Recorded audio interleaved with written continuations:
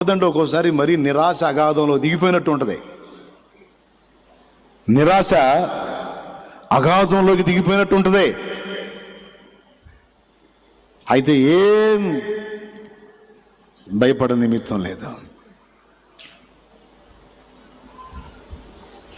ఎవని మనసు నీ మీద పూర్ణముగా ఆనుకొనునో వాని పూర్ణ శాంతి గలవానిగా నువ్వు చేస్తావంటాడు. పూర్ణంగా ఆయన మీద ఆనుకొని ఇక భరోసా ఉంచేసాయి. ఒకవేళ ఇప్పటిదాకా అలా ఇలా ఉంటే మళ్ళీ చెప్తున్నా, ఇంకొదిలే. నా ప్రార్థన అంతా యోసేపు వాళ్ళ అమ్మ చేసినట్టు ఉంటుందయ్యా, మరియమ్మ చేసినట్టు ఉంటుంది, మోసే వాళ్ళమ్మ దావీదు వాళ్ళ అమ్మ చేసినట్టు ఉంటుంది. అట్టొద్దులేయ్యా. అవసరమైతే నా బిడ్డలకి కొన్ని శ్రమల ట్రైనింగ్ అవసరమైతే ఇవ్వయ్యా.